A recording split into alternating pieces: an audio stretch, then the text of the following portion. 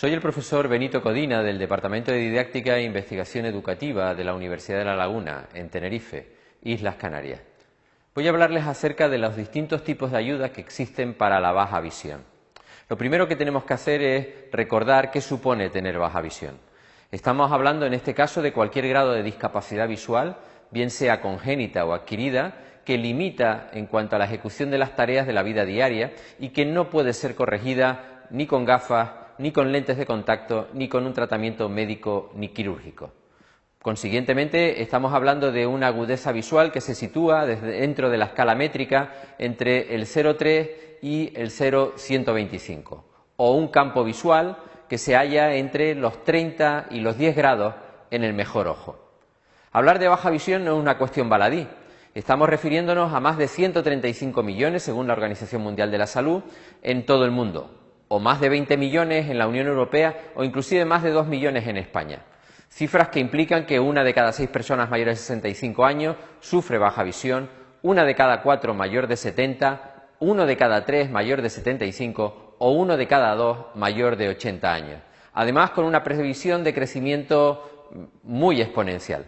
Estamos refiriéndonos a que aproximadamente el 25% más de aquellos que la padecen en la actualidad la van a tener dentro de los próximos 20 años. De ahí la importancia de hablar de las ayudas que existen para la baja visión. Y las podemos clasificar en dos tipos, ópticas y no ópticas. Hablemos en primer lugar de las ayudas ópticas y empezando por las de la visión cercana. Tenemos las lupas de mano que son lentes convergentes de una corta distancia focal que se utilizan para llevar a cabo lecturas breves u ocasionales. Suelen tener una empuñadura que bien puede ser flexible, tipo funda, o rígida, tipo mango, que permite que la persona la sujete con facilidad. Hay de distintos tipos de aumento y la dificultad que tienen es mantener precisamente la distancia focal, o sea, la distancia entre lo que se va a leer y el propio ojo. Tenemos luego las lupas soporte. Estas, a diferencia de las anteriores, permiten una lectura prolongada. Además, utilizando una distancia focal, o sea, entre el propio ojo y la lente mayor que el de los microscopios o lentes convencionales. Tienen la ventaja, además de estas lupas soporte, que no puedes verte afectado por problemas, por ejemplo, de temblores en las manos, en el caso de personas mayores, y además, si están abiertas en su parte inferior, permiten absorber gran parte de la luminosidad ambiental y facilitar la lectura, aprovechando precisamente la iluminación. Ese espacio abierto también permite la escritura de algunos caracteres debajo de ella. Tenemos luego las lupas de campo claro, son lupas con escasa vibración que permiten acumular el doble de la iluminación ambiental existente y por lo tanto son muy útiles para llevar a cabo lecturas prolongadas sin grandes aumentos. Son utilizadas sobre todo por personas con alta capacidad visual o por escolares. Tenemos las lupas de superposición. Este tipo de lupas se sitúan encima de la gafa convencional y dan la oportunidad de obtener buenos aumentos, grandes aumentos, sin necesidad de tener que estar combinando la gafa con el empleo de otro tipo de lupa. Además de las lupas tenemos accesorios para la vida diaria, como pueden ser lupas que se emplean para tareas de costura, lupas que se emplean para tareas de bricolaje, consiguientemente son lupas con finalidad concreta. Algunas de ellas inclusive utilizan, como se presenta en la diapositiva actual, en su margen izquierdo para emplear la iluminación que tienen y obtener un mayor detalle de aquello que se está trabajando. Por ejemplo, como apuntaba antes, tareas de costura o de confección o de macramé, etcétera, etcétera.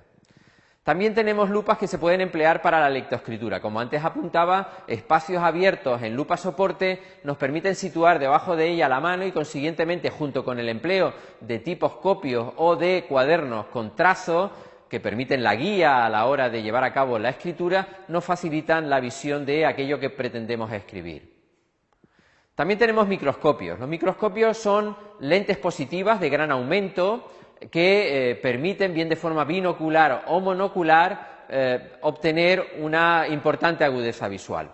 Por un lado tenemos los hiperoculares, que son lentes positivas que suelen trabajar a partir de las 12 dioptrías. Generalmente son monoculares y el inconveniente que tienen es que requieren una baja distancia focal, o sea, acercarse mucho a la tarea de lectura. Por el contrario, tenemos gafas prismáticas. Estas suelen estar situadas hasta las 12 dioptrías. dan un buen campo visual y consiguientemente permiten llevar a cabo tareas de lectura prolongada de forma cotidiana, sin grandes dificultades. A su vez tenemos los telemicroscopios. Los telemicroscopios son telescopios especialmente diseñados para llevar a cabo tareas de distancia intermedia, aproximadamente entre los 20 y los 40 centímetros. Suelen emplearse bien para obtener una mayor distancia focal a la hora de leer elementos como pueden ser el periódico o revistas, o inclusive para poder ver a más distancia las pantallas del ordenador y darnos a su vez la que requerimos para poder utilizar el teclado. En este caso estamos hablando de telemicroscopios. Un inconveniente que tienen los mismos es que reducen el campo visual, por lo tanto, a la hora de ver el número de palabras que nos permite esa ayuda óptica es menor que en el caso de los microscopios. Tenemos luego las lupas televisión. Son circuitos cerrados de televisión compuestos por una pantalla, por una cámara y por una superficie que se suele desplazar. En este caso son ayudas muy útiles para personas con baja agudeza visual porque permiten obtener hasta 60 aumentos, o sea que podríamos estar hablando de 240 dioptrías, o sea una capacidad de aumento muy importante. Además permiten obtener una buena distancia focal, la posición entre la persona y la pantalla suele ser amplia y eso le da mucha mayor comodidad. Permite además trabajar con distintos tipos de contraste por el color o bien por el contraste positivo o negativo, o sea, estamos hablando de negro sobre blanco o viceversa.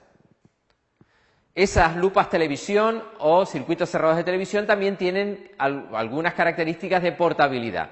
Existen algunos que dan hasta 12 aumentos que, ya digo, tienen esa posibilidad de poderlos utilizar dentro del desplazamiento con la consiguiente comodidad. Luego tenemos ayudas para la visión lejana. Las más comunes son los telescopios. Los telescopios, recordemos que son ayudas que permiten ver objetos o elementos que se encuentran situados más allá de metro, metro y medio de la persona. Algunos de ellos pueden ser situables en la propia gafa y con lo cual, digamos que permiten la comodidad de no tenerlos que estar situando delante del propio ojo, delante de la pupila. Otros son de carácter bióptico. Estos son telescopios que se sitúan de forma permanente sobre la gafa convencional. Así tenemos, por un lado, la corrección óptica normal para tareas cotidianas y, por otro lado, tenemos la corrección que nos permite el telescopio para situaciones lejanas. Se sitúan generalmente la parte inferior del mismo sobre la parte superior de la pupila. En algunos países, como puede ser el caso de Estados Unidos, se permite conducir a través de ello en personas con baja visión, porque les permite obtener esa visión lejana utilizando su corrección óptica convencional. También existen los enfocables, que pueden ser o monofocales o bifocales, o sea, que pueden tener el telescopio en ambos ojos o en uno solo de los ojos. Hay de distintos tipos y de distintos aumentos. Algunos de ellos inclusive tienen gran campo visual, generalmente con aumentos que no van más allá de los 2, 3 aumentos, que permiten ver la tele o espectáculos a través de ellos.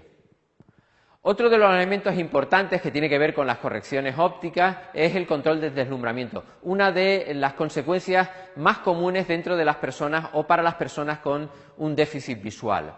Para ello se emplean filtros que son lentes que permiten el filtrado de un determinado ámbito del espectro de luz, que pueden ser por un lado de suplemento, o sea que se colocan, se elevan en la propia gafa, o bien de superposición, que se colocan encima de la propia gafa, permitiendo con eso no tener que estar incluyendo la refracción dentro de ese filtro o con ese filtro. Además, esos filtros de superposición impiden que el deslumbramiento se produzca de forma lateral o superior.